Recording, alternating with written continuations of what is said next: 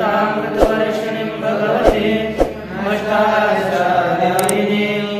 मंगलामनुसन्दधामि भगवद्गीतेवद्वेषिणीं नमोऽस्तुते व्यासविशालबुद्धे कुलारविन्दाय तपोधनेन्द्रो येन त्वया पूर्णा प्रज्वालितो ज्ञानमयं प्रदीपः प्रकरणकार्याताय स्तोत्रयत्रैकपालये ज्ञानमुदाय कृष्णाय गीतामृतगृहे नमः।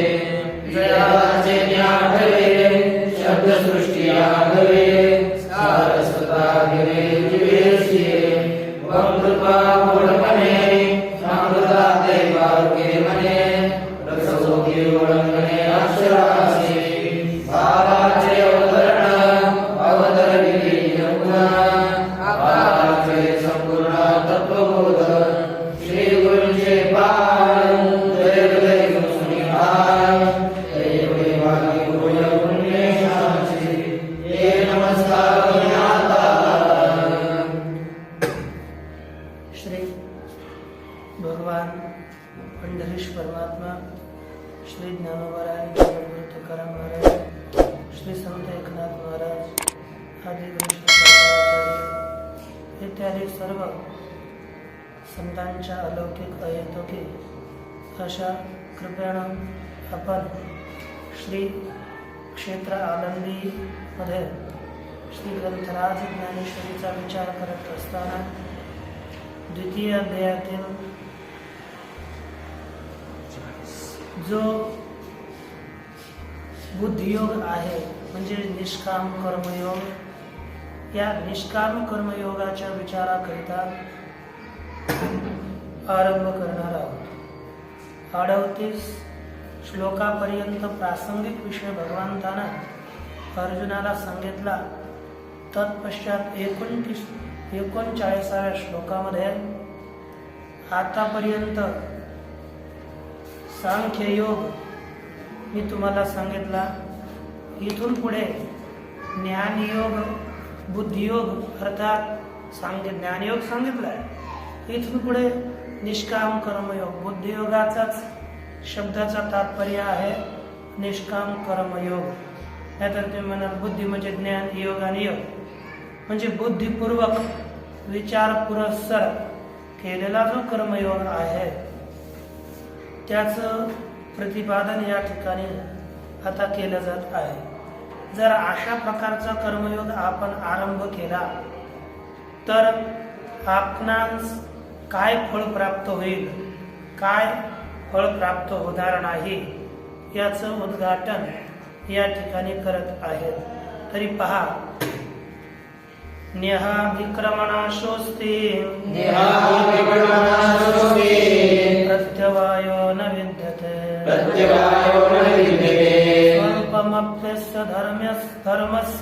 स्वल्पमप्यस्य धर्मस्य त्रायते महतो भयात्.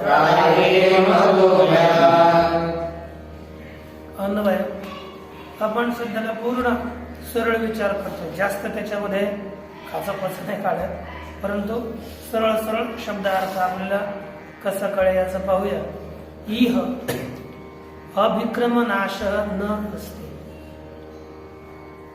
प्रत्यवाय न विद्यते, अस्य धर्मस्य स्वल्पम अपि महतः भयात त्रायते. हा अन्वय झाला. लक्षात ठेवा बर का, अन्वय लक्षात ठेवा. अन्वय तुम्ही लिहित नाहीत, लक्षात ठेवत नाहीत. आपल्याला अन्वय पुढे कळायला पाहिजे. गीत आता जितका लक्षात राहील केवळ अन्वय आहे, तर नंतर मग तुम्हाला वाटेल की कठीण पडेल भाषा बरोबर. तरी आताच लक्षात ठेवा. इह अर्थात यामध्ये अर्थात या बुद्धियोगामध्ये, या कर्मयोगामध्ये अभिक्रमनाश न अस्ति. अभिक्रम अर्थात आरंभ. अभिक्रम म्हणजे आरंभ केलेल्याचा नाश न अस्ति. आरंभ केलेल्याचा नाश होत नाही. म्हणजे निष्काम कर्मयोगात जे काही आपण आरंभ करू त्याचा नाश होत नाही. सरळ सरळ शब्दार्थ आहे. प्रत्यवाय न विद्यते. इह याचा अन्वय पुढे करा. इह प्रत्यवाय न विद्यते. या निष्काम कर्मयोगामध्ये प्रत्यवाय सुद्धा लागत नाही, पाप सुद्धा लागत नाही. पुढे अस्य धर्मस्य स्वल्पम अपि. या धर्माचे स्वल्प सुद्धा म्हणजे स्वल्प केलेले अनुष्ठान, थोडे अनुष्ठान. स्वल्प अर्थात थोडे अनुष्ठान, अपि अर्थात सुद्धा.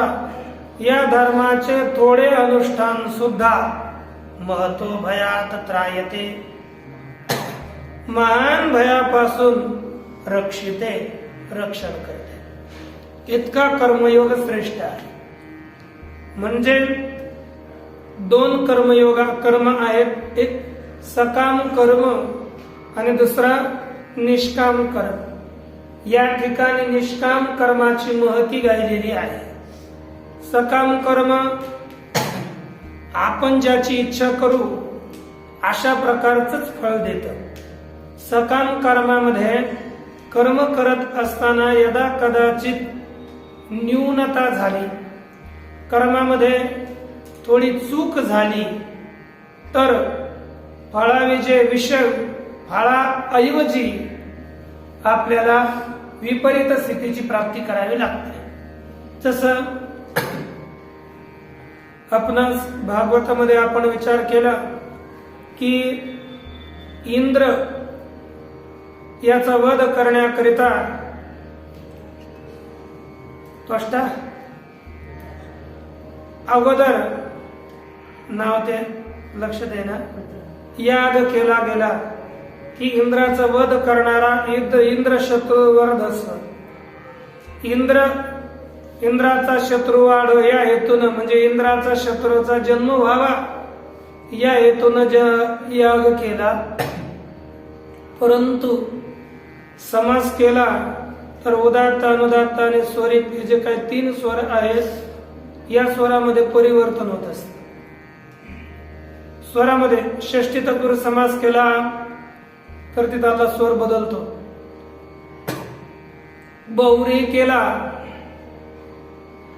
तरी समास बदलतो. त्याचं तात्पर्य काय होतं, त्यांची इच्छा काय होती, इंद्राचा शत्रू वाढो, इंद्राच्या वधाकरिता तो याग केला जात होता, हा मंत्र उच्चारण केला जात असे. परंतु तिथे स्वरामध्ये बदल झाला आणि लगेच समास बदलला. इंद्र शत्रू आहे ज्याचा है ना, म्हणजे इंद्र शत्रू ज्याचा नाही, इंद्राचा शत्रू नाही, इंद्र आहे म्हणजे शत्रू ज्याचा, असं दुसरंच होऊन जातो. म्हणजे व्रत राहा. म्हणजे आता इथं काय सांग, यात तात्पर्य काय, इंद्रच वाढव, म्हणजे इंद्र रूपी शत्रू वाढ, कर्मधारे करावं. इंद्राचा शत्रू वाढवणे, इंद्र रूपी शत्रू वाढव, या असा अर्थ झाला. आणि या हवन करून करून पुढे वृत्रासुराची उत्पत्ती झाली. तो उत्पन्न झाला तेव्हा सगळ्यांनंतर त्रास दिला, परंतु शेवटी इंद्राकडून त्याचा वध झाला. इंद्राला मारण्याकरिता त्याचा जन्म केला, परंतु मंत्रामध्ये उच्चारणात चूक झाल्यामुळे आणि सकाम कर्म होतं, त्याच्यामुळे तिथे अपाय झाला, प्रत्यवाय झाला, त्याला मारावा लागला. परंतु निष्काम कर्मामध्ये काही चूक जरी झाली तरी क्षम्य असतं, फळ तर तेच भेटतं. परंतु निष्काम बुद्धीनं कर्म केलं तर आरंभ केलेल्या कर्माचा नाश होत नाही. आणि जसं चिकित्सा शास्त्र आपण काहीतरी केलं, पण एक चिकित्सा केली तर प्रत्यवाय काहीतरी दुसरा दोष होऊन बसतो, तसं निष्काम कर्मामध्ये अशा कोणत्याच प्रकारचा दोष होत नाही.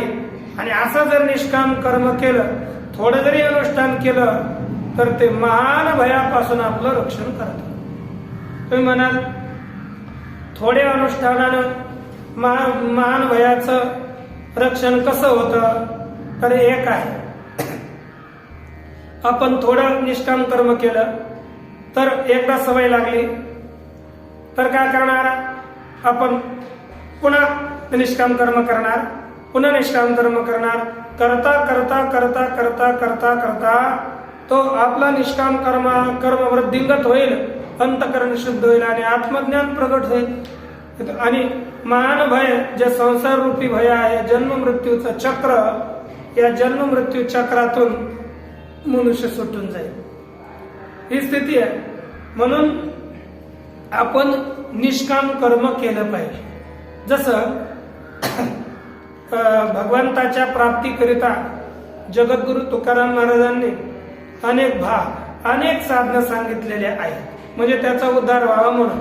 तिथे काय दिलं, भावे गावे गीत शुद्ध करुणी चित्त तुझ व्हावा आहे देव, तरी हा सुलभ उपाव एक एक एक एक म्हणजे आणि कांची काणी गुणदोष मना नानी इत्यादी एक एक एक एक एक एक एक एक एक उपाय सांगत सांगत सांगत अंती एक उपाय सांगतात.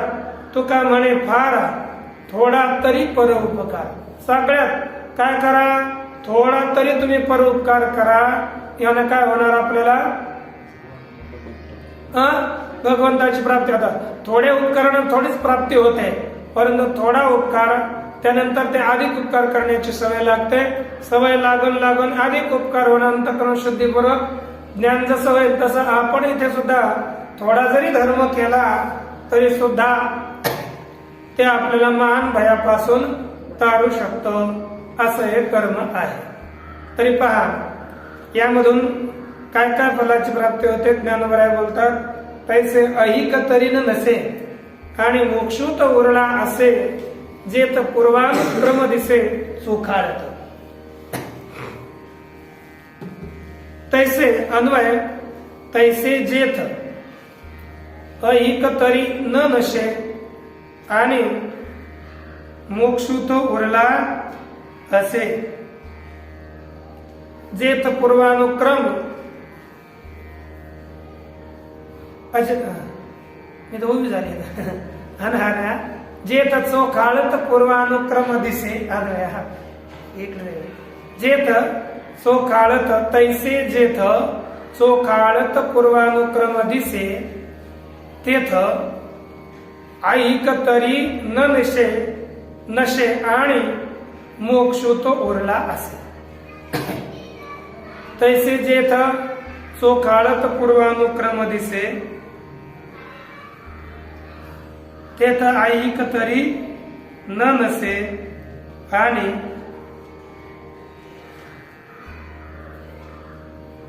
मोक्षूत उरला असे.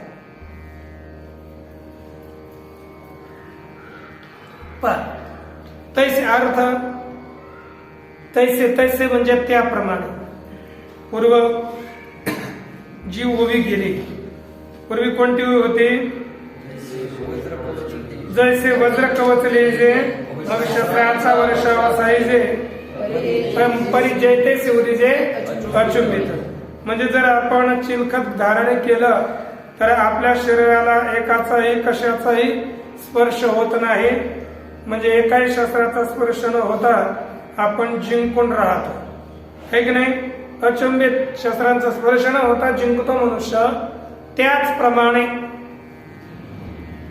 जेत चोखाळत पूर्वानुक्रम दिसे. ज्या ठिकाणी ज्या कर्मयोगामध्ये चोखाळत, थोडा चोखाळत अर्थात शुद्ध करणारा, चोखाळणारा, वर्तमान काळ धातू साधित विशेषण चोखाळत. चोखाळत म्हणजे शुद्ध करणारा. पूर्वानुक्रम दिसे.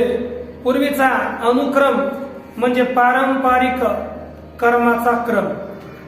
कारण की ज्या कर्मयोगात पूर्वीपासून जे लोक आहेत, परंतु चोखाळणारा, चोखाळत, चोखाळत म्हणजे अंतःकरणाला शुद्ध करणारा, असा जो पूर्वीचा अनुक्रम आहे, पूर्वीच्या लोकांनी केलेली कर्माची परंपरा, पूर्वी लोकांचा पारंपरिक क्रम, कर्म करण्याचा पारंपरिक क्रम, निष्काम बुद्धीनं कर्म करण्याचा जो पारंपरिक क्रम आहे तो दिसतो. म्हणजे शुद्ध करणार. कारण की आपल्याला माहिती आहे चतुर्थ अध्यायामध्ये भगवान परमात्मा बोलतात की एवं ज्ञात्वा कृतं कर्म पूर्वैरपि मुमुक्षुभिः कुरु कर्मैव तस्मात् त्वं पूर्वतरं कृतं.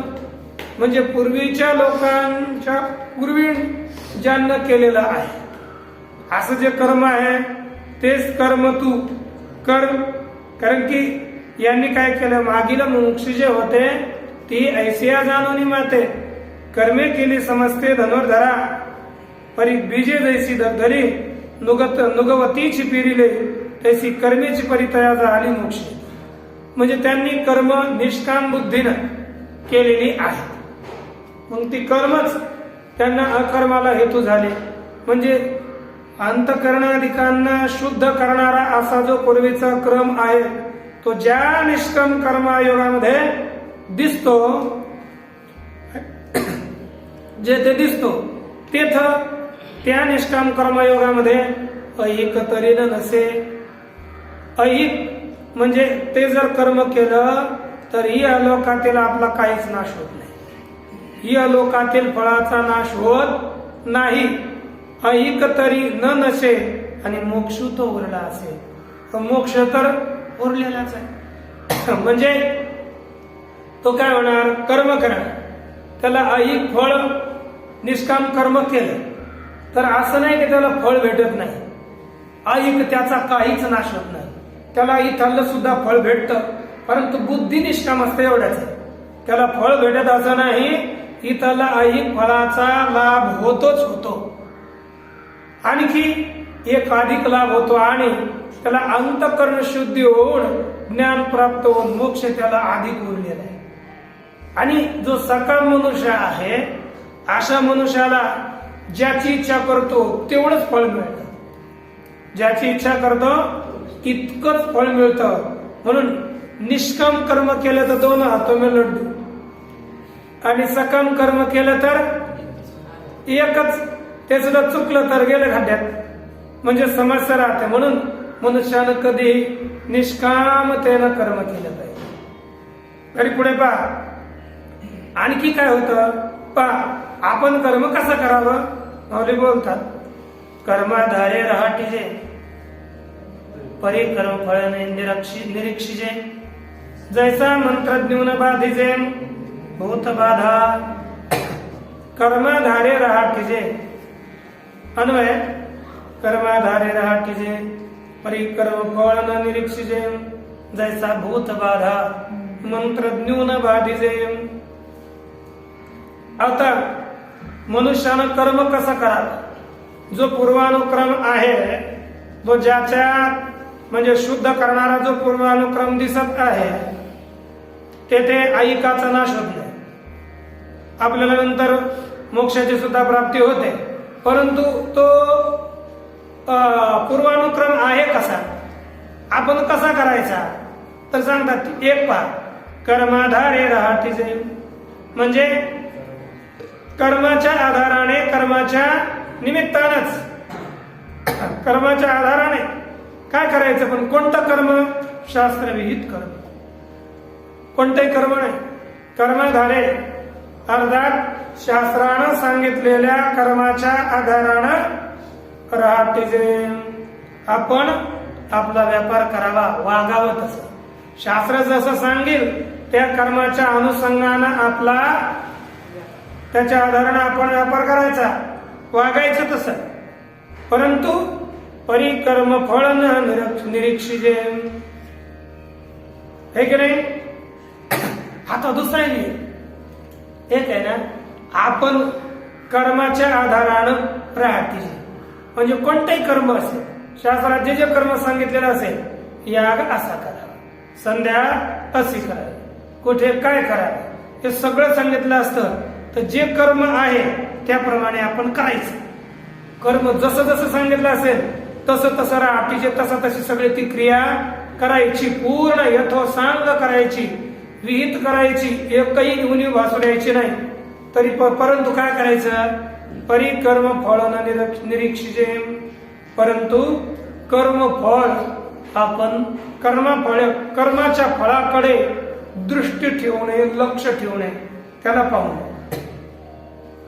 कर्म करायचं आपल्या शास्त्र सांगतं. तस्मात शास्त्रम प्रमाणंते कार्याकार व्यवस्थित हो, तस्मात शास्त्रविधीनोक्तम कर्म कर्तुम इहारसी, शास्त्रविधीनं जे सांगितलेले कर्म आहे ते इथं करावं माणसाने, ते जसं सांगेल तसं करावं, परंतु कर्माच्या फळाकडे आपण दृष्टी ठेवू नये.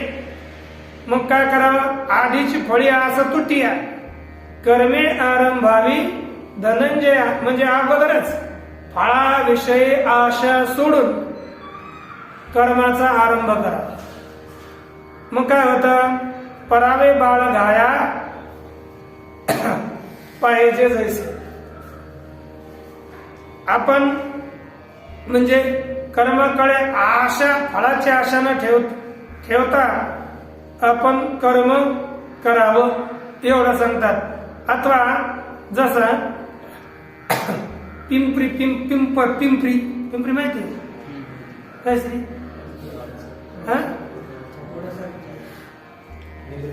अच्छा, या पिंपरू अथवा पिंपळ समजा, पिंपरुवाची या आशा न सिंपीचे पिंपळू जायचं. अच्छा, पिंपळाच्या बे येतात ना फळ, त्याला म्हणतात पिंपरू. जसं मनुष्य पिंपरुवाची आशा न शिंपीचे पिंपळू जायचा, तैशा फळ निराशा की जती कर्म करायची. पण जसं मनुष्य पिंपळाला पाणी घालतो, आपल्याला आता पिंपळाचे फार फळं भेटतील या हेतूने घालतो का नाही, घालायचंय, पण या हेतूने बस आपलं फळ काय नाही, पिंपरू त्यांच्या आशेनं कधी मनुष्य पिंपळाला पाणी घालत नाही, त्याप्रमाणे निराश होऊन मनुष्याने कर्म करावे. अथवा जे गोवारी आहे ना, गोवारी गाय चारणारा, गावाच्या गायी चारायला घेऊन जातो प्रतिदिवस आणि आणून सोडतो. बरं, त्याचा काय हेतू असतो का, आता गायीला चांगला चारा खाऊ घातला, त्याने वेळेवर पाणी पाजवलं तर आपल्याला हे दूध देतील अशी काय भावना असते का त्याची. बस जायचंय चारून घेऊन यायचे, सांगितले थोडेफार पैसे देतात, परंतु त्या गायांपासून तो कशाचीच इच्छा करत नाही. माऊली बोलतात, सांडूनी दुधाची टकळी गोवारी गाव धेनू वेटाळी किंबहुना कर्मफळी तैसे की. म्हणजे आपण कसं करायचं, जसा गाव धेनू गायच्या गावातल्या गाय त्याला गोवारी म्हणजे गायी चारणारा ज्याप्रमाणे दुधाची आशा सोडून गायीला वळवून आणतो, त्यांना चारवतो, त्याप्रमाणे कर्मफळाविषयी असं निराश होऊन मनुष्यानं कर्म केलं पाहिजे. कर्मफळाविषयी आस न ठेवता कर्म केलं तर असं जर कर्म केलं तर काय होतं, एक दृष्टांत देऊन बोलतात, जैसा मंत्रज्ञ न बधिजे भूतबाधा. ज्याप्रमाणे भूतबाधा मंत्रज्ञ न बधिजे, जसं की भूताच्या बाधेनं मंत्रज्ञ हा बांधला जात नाही, म्हणजे झपाटला जात नाही. तो काय करतो, आता हे जसं आता ते काही फळ पेढा वगैरे जे अर्पण केलं असतो ना, तो स्वतः खात नाही, दुसऱ्याने इकडे तिकडे वाटतो, कारण स्वतः खाल्लं तर भूत त्याला झडप मारतं. म्हणून त्या भूतांच्या विषयी प्रयोग केलेले जे काही पदार्थ असतील ते एकाही पदार्थाशी तो स्पर्श करत नाही. म्हणून कारण की तो त्यापासून कशाचे, आता इतकं अर्पण केलेलं असतं, सगळं अर्पण करून ठेवतो, परंतु पूजा केल्यानंतर याच्यातून आपलं काहीतरी भेटावं अशी जर त्याने इच्छा केली, तो पदार्थ आपल्याला, जसं पुजारी करतो ना पूजा, मग ते गठुडं बांधून घेऊन जातो.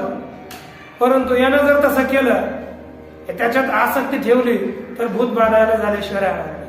म्हणून तो जसा क्रिया करतो, परंतु त्या पुढील त्या अर्पण केलेल्या पदार्थाविषयी थोडीशी सुद्धा आसक्ती ठेवत नाही. म्हणून भूताच्या बाधेनं तो मंत्रज्ञ बरळला, बांधला, झडपला जात नाही, नाहीतर तो झडपेल. त्याचप्रमाणे म्हणजे हा जसा भूतबाधेनं झडपलेला मनुष्य भूतबाधेनं मंत्रज्ञ झडपत नाही, म्हणजे तो जाणकार आहे म्हणून झडपला जात नाही. तसंच पुढे सांगतात, अशाच प्रमाणे काय प्राप्त झाला असता कर्मबंध बांधू शकत नाही, त्या पुढच्या वेळेस सांगतात. तिया परिजे सुबुद्धी आपुजाली या निरवधी आ असताची उपाधी आ कळू न सके. सांगतात तिया परी अन्वय जे निरवधी सुबुद्धी आपुजाली या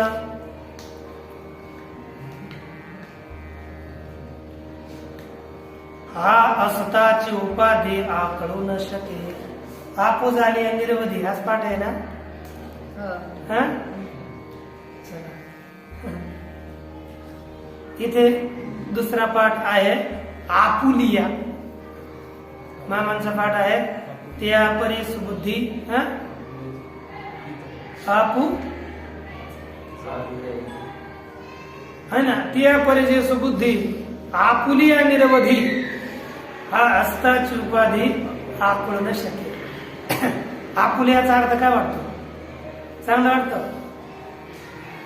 म्हणजे काय आहे, त्याप्रमाणे निरवधी जे निरवधी सुबुद्धी आपुजालिया, जी निरवधी अर्थात अमर्याद संपूर्ण सुबुद्धी, चांगली बुद्धी, सद्बुद्धी प्राप्त झाली असता. आपुजालिया म्हणजे सद्बुद्धी प्राप्त झाली असता हा असताची उपाधी बांधू न शके, आकळू न शके. या असलेला उपाधी, कर्मरूप उपाधी आपल्याला बांधू शकत नाही. मनुष्याला काय झाली पाहिजे, सुबुद्धी. आता सुबुद्धी म्हणजे अहंकार, मद आणि फलास्वाद टाकून कर्म करण्याची बुद्धी, तिला म्हणतात सुबुद्धी. मी कर्म करणारा आहे असा अहंकार, मद नसावा आणि त्या कर्माच्या फळाविषयी आपली आसक्ती नसावी, तर ती खरी सुबुद्धी, नाही तर ती सुबुद्धी नाही. म्हणून पुढे जे प्रकृती क्रियमाण आणि गुणकर्माने सर्वशः अहंकार मूढात्मा करता आम्ही ती म्हणते. जो मनुष्य प्रकृतीच्या गुणांच्या द्वारे केली जाणारी कर्म ती मी करणारा आहे असा जो म्हणतो, तो कसा आहे, अहंकार मूढ आत्मा आहे. तो कसा आहे, अहंकार मूढ आहे, मूढ. म्हणून अर्थात मी करता आहे अशा प्रकारच्या बुद्धीचा त्याग करून, फळाविषयी आसक्तीचा त्याग करून केलेली जी कर्म असतात ती कर्म म्हणजे ती कर्म निष्काम होतात. आणि अशी कर्म करण्याची जी बुद्धी ती सद्बुद्धी, अशी सद्बुद्धी प्राप्त निरवधी, अवधी अर्थात सीमा, निरवधी अर्थात निस्सीम, सीमारहित म्हणजे व्यापक, संपूर्ण, थोडी नाही संपूर्ण प्राप्त झाली असता हा असताची उपाधी बाधू न शके. हा असलेला उपाधी आपल्याला बाधत नाही, बांधणार नाही. एक आपल्याला एक विचार करायचा की आपुलिया, आता फार तर आपुलिया ठेवलेला आहे, त्याच्यामध्ये आपुलिया ठेवलेला आहे, आपण वाचतो आपुजा आली. मग आता आपुलिया पाठ गलत आहे का? आपल्या म्हणजे आपली है ना, असं आहे ना. आपुलिया हा आपल्याला काय पुढे क्रियापद है ना, म्हणजे आपल्याला काय. आता याचा तसा विचार केला तर हा पाठ सुद्धा हाच अर्थ देतो. कसा? पण त्याचा विचार करावा लागतो. विचार केला तर कोणताही अर्थ उत्तम लागतो. एक आहे, आपल्या सर्वांस माहित आहे, जर आपण आपल्या पाठ ठेवला तर तो सुद्धा योग्यच दिसतो आपल्याला. कारण की का तो सुद्धा योग्य आहे. आपण व्याकरण शास्त्रामध्ये शिकत असताना एक धातू तुम्हाला आपल्याला दिला होता, आपली व्याप्तव, आहे का नाही. आपले व्याप्तव म्हणजे आपनोती म्हणजे प्राप्त करणे, आणि आपू आप याच आता क्रियापद धातू आपण प्राप्त करणे है ना. आप म्हणजे आपू म्हणजे प्राप्त करणे. आणि त्यापासून धातूपासून कधीही क्रिया सगळे शब्द तयार होत असतात. शब्द तयार होतात तरी भूतकाळ धातू साधित विशेषण आहे, वर्तमान काळ धातू साधित विशेषण आहे, ही सुद्धा धातूपासूनच निर्माण होतात. मग जर आपण यालाच जसं जातो त्याला भूतकाळ धातू साधित विशेषण काय होतं? गेला, गेली, है की नाही. खातो, खाल्ला, खाल्ले, आणि खाल्लेला, असं होईल ना. तसंच आप म्हणजे आपने, संस्कृत जर मराठीत आप संस्कृत ठेवला प्राप्त करणे, आणि तेच जर आपण भूतकाळ धातू साधित विशेषण बनवलं त्याला जर ल प्रत्ययाला आला तर आपुले म्हणजे प्राप्त झाले. भूतकाळ धातू साधित विशेषण केलं तर ते आपलं वेगळं विशेषण आहे, ते सर्वनाम वेगळं आहे. पण आपू या धातूपासून जर भूतकाळ धातू साधित विशेषण मराठीत बनवलं तर आपुल म्हणजे प्राप्त झालं. आप म्हणजे प्राप्त झालं, प्राप्त करणे. आणि ल भूतकाळाचा निर्देश करणारा आपुली म्हणजे प्राप्त झाली, है की नाही. आणि त्याच्याच सप्तमीचं एक वचन आहे आपुलिया, म्हणजे सती सप्तमी प्राप्त झाली असता. त्याचा अर्थ झाला प्राप्त झाले असता. मग जरी आता इथे जरी अर्थ आपण ठेवलाच तरी जे सुबुद्धी निरवधी आपुलिया म्हणजे प्राप्त झाली असता हा असलेला उपाधी बांधू शकत नाही, तो सुद्धा पाठ लागतो, त्याच्यामध्ये काही दोष येत नाही. जो जीव कारण की मनुष्याला ज्याला सुटायचं असेल, या संसारातून मुक्त व्हायचं असेल, तर जोपर्यंत ज्ञान होत नाही, अंतःकरण शुद्ध होत नाही, तोपर्यंत मनुष्यानं कर्म करावीच. माऊली बोलतात, जो जीव बंधे शिनला सुटके जाचे आपला, त्याने पुढत पुढती या बोला आनंद कीजे. म्हणजे जो जीवाच्या बंधानं असा दुःखी झालेला आहे, तो आपले सुटकेचा विचार करत आहे. त्याने मी आता वारंवार या बोलण्याला विसरू नये, याच्याकडे चांगल्या रीतीने लक्ष द्यावं. कशाकडे लक्ष द्यावं तर ते बोलतात, म्हणून फळी लागू सांडून देह संगू, कर्मे करावी हा चांगू निरोपू माझा. काय करायचं? कारण की फळाविषयी आसक्ती आणि देहाविषयी फळाविषयी आसक्ती, देहाविषयी सुद्धा संग सोडून दोघांचा त्याग करून चांगल्या रीतीनं कर्म करावे हा माझा आदेश आहे, निरोप आहे. ज्याला मुक्त व्हायचं असेल त्या निष्काम कर्म करावे. मग उपाधी जरी असला त्याचा असतेली उपाधी ना कळीजे तो कर्मबंदी जयाची बुद्धी संकल्पना आहे. मग तो उपाधीमध्ये राहिला तरी तो कर्माच्या बंधानं आकळू न शके, आकळला जात नाही का? ज्याच्या बुद्धीमध्ये संकल्पच नाही, त्या कर्माच्या फळाविषयी ज्याच्या बुद्धीत संकल्प नाही तो त्याच्यामध्ये बांधला कसा जाईल. म्हणून कर्म निष्काम बुद्धीनं करावे. जेतन संचरे पुण्य पाप, जे सूक्ष्म ते निष्कंप, गुणत्रयादि लेपन लगती जेथ. अन्वय जेत पुण्य पापन संचरे, जे सूक्ष्म अति निष्कंप, जेत गुणत्रयादि लेप न लगती. जेत म्हणजे ज्या बुद्धीमध्ये, ज्या सद्बुद्धीमध्ये पुण्य पाप न संचरे, पुण्य आणि पापाचा प्रवेश होत नाही. कारण कुठेच आसक्ती नसते ना, पुण्य पापाचा प्रवेश होत नाही.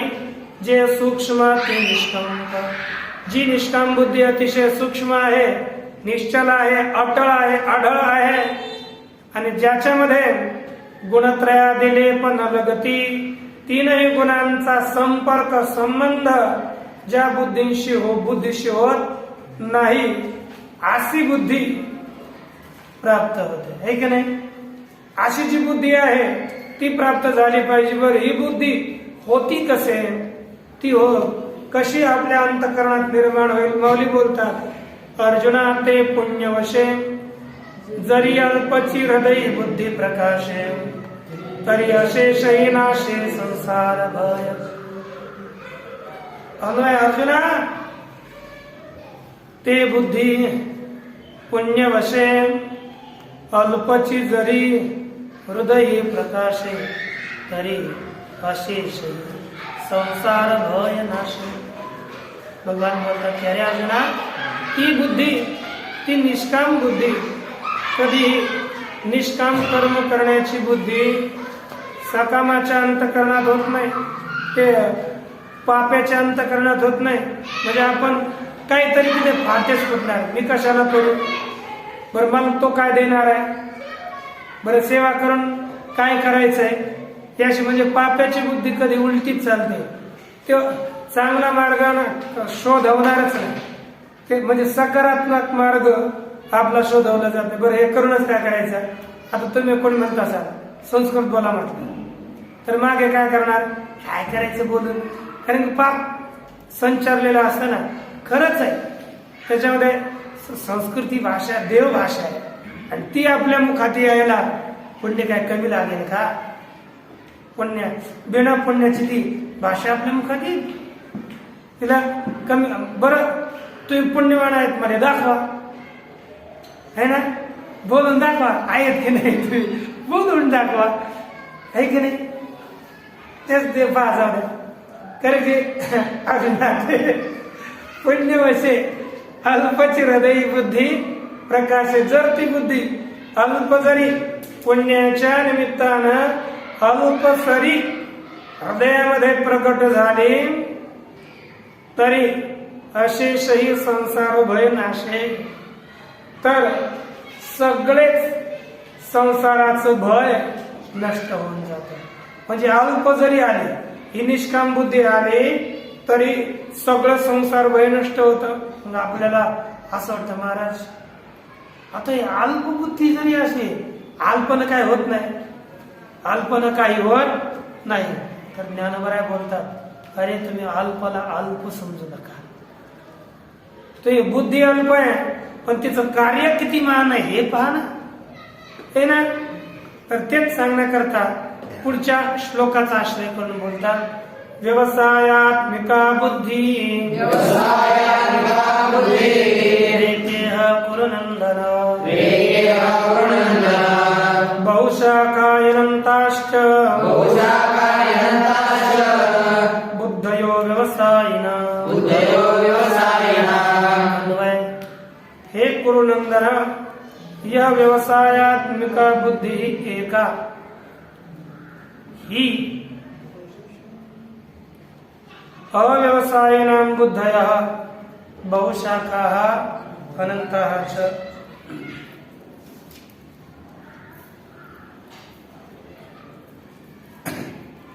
अर्थ, हे अर्जुना, येथे या योगाविषयी, निष्काम कर्माविषयी व्यवसायात्मिका निश्चयात्मिक बुद्धी एकच आहे, है ना? एकाग्र एकच आहे आणि अव्यवसायी जे अनिश्चयात्मक म्हणजे एकाकार वृत्ती असते आणि अनिश्चयात्मक जे पुरुष असतात त्यांच्या बुद्ध्या म्हणजे सकाम पुरुषांच्या बुद्ध्या त्याला बहुशाखा अनेक फाटे फुटलेले असतात. म्हणजे तर हेही कर्म करायचं, याच्यातून आपल्याला भेटेल, तेही कर्म करायचं, ते हे कर्म करू कशा करता स्वर्गाला जायचं, हे कर्म करू कशाला पुत्र प्राप्त करायचा, हे कर्म कशाला धनधान्य प्राप्त व्हावं, अनेक कर्म, बस ह्याच्याकडून ते भेटेल, त्याच्याकडून ते भेटेल, त्याच्याकडून ते भेटेल. आणि निष्काम कर्मी कसं असतं, कर्म करायचं कशाला, भगवत प्रीत्यर्थ, निश्चयात्मिका, काही इकडे तिकडे बदल नाही, करायचं कशाला, भगवंताकडे. अशी निश्चयात्मिका एकाकार एकाग्र मनुष्याची बुद्धी असते. आणि सकाम पुरुषांची हे करू का ते करून, ते करू का ते करू, त्याच्यातलं एकही प्राप्त होत नाही, अशी सकाम पुरुषांची बुद्धी असते. आता माऊली एक ओवीचा आपण विचार करू चालू. पण आता माऊली बोलतात की ही बुद्धी आहे कशी आहे, जैसी दीपकळी का धापुटी परी बहुतेजा ते प्रगती तैसी सबुद्धी धेपुटी म्हणू नये. ज्याप्रमाणे धापुटी अन्वय, जैसी धापुटी दीपकळी का परी बहुतेजा ते प्रगती तैसी तैसी सद्बुद्धी ठेकुटी म्हणू नये. ज्याप्रमाणे धापुटी दीपकळिका दिव्याची कळी, लहान छोटी दिव्याची कळी म्हणजे दिव्याची ज्योत. छोटी जरी दिव्याची ज्योत असली तर ती सुद्धा अंधारात बहु तेजाते फार प्रकाशास प्रगट करते. का किती छोटा बल्ब आहे परंतु किती प्रकाश प्रगट करतो, बहु तेजाते प्रगती. त्याप्रमाणे तो सगळीकडे प्रकाश करू शकतो. एक शुद्धचा एखादाही सुरुवातीला इकडे येत असताना मोठे बाबा होते, त्यावेळेस ते म्हटले होते म्हणजे येण्याची हे होते. मी त्यांना विचारत होते सुरुवातीला, तर ते कोणाजवळ तरी असं बोलत होते, हा तुम्ही कमी समजू नका, या असा जो विचार आहे. त्यांना मी काहीतरी विचारत राहायचो, मोक्ष कसा होतो, काय कसा होतो, काय काही काही विचारत राहायचं, कामच नाही आपलं काय नाही. ते पुस्तकात वाचलेलं असायचं आणि काहीतरी मग हे काय असतं ते काय असतं ते विचारायचं. तर तेव्हा ते म्हटले होते हे सद्बुद्धी तिला कमी समजू नका, कारण की ही सद्बुद्धी फार प्रकाशाला प्रगट करत असते. पण जैसी दीपकळिका धापटी बहु तेजा ते प्रगटी तैसी सद्बुद्धी चांगली बुद्धी तिला कमी समजू नये. छोटा व्यक्ती असेल मोठा व्यक्ती असेल ते भविष्य काळात चांगला होईल ना, तर त्याला लहान समजू नये, अशी सद्बुद्धी छोटी समजू नये असे माऊली बोलतात. बाकी विचार आपण. आणि ही बुद्धी याची कोण इच्छा करतं बरं, चांगली बुद्धी कोण ग्रहण करतं, तर त्याचा कथन वगैरे विचार करते. गुरुनाथ